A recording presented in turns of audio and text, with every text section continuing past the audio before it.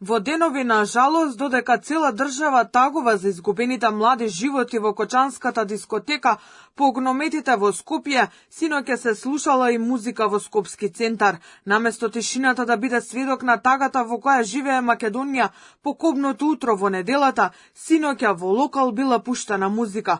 Полицијата веднаш реагирала и привела двајца. На 21.22.3.2025 година во Скопје, во гостителски објекти на подрачјето на центар, полициски службеници од СВР Скопје ги лишиле од слобода 26-годишното лице ФА од Скопско и 22-годишното лице ВВ од Скопје, поради постоење основи на сомнение за сторено кривично дело по член 387 од Кривичниот законник. Тие ќе се гонат кривично по членот 387 од КАЗЕ, каде е предвидена и казна затвор. Тој што ќе организира други на отпор или на непослушност спрема законити одлуки или мерки на државен орган, ќе се казни со парична казна или со затвор до 3 години.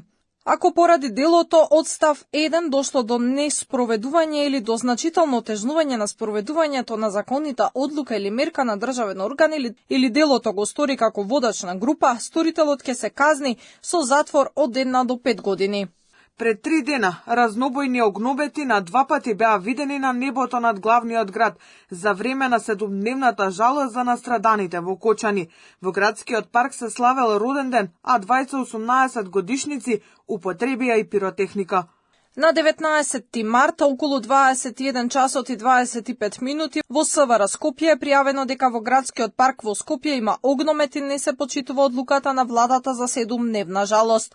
Веднаш е постапено страна на полициските службеници на СВР Скопје и утврдено е дека во угостителски објект во градскиот парк била организирана роденденска прослава, при што од страна на 18-годишното лице МФ и 18-годишното лице МФ, двајцата од Скопје, бил запален огнометот. И 18-годишниците МВР ќе ги гони за истото кривично дело. Ден предходно, огномет се види и слушна на булевар помеѓу Бутел и Чаир. На видеоснимката од безбедносните камери се гледаат тројца, од кои двајца го палат огнометот, а потоа бегаат и се качуваат на мотоциклот паркиран во близина. МВР трага по овие сторители. И не е само ова, полицијата лови и профитери на туѓата мака. На социјалните мрежи може да се забележат бројни лажни профили кои се представуваат како роднини на повредените и жртвите, барајки да им се уплатат пари.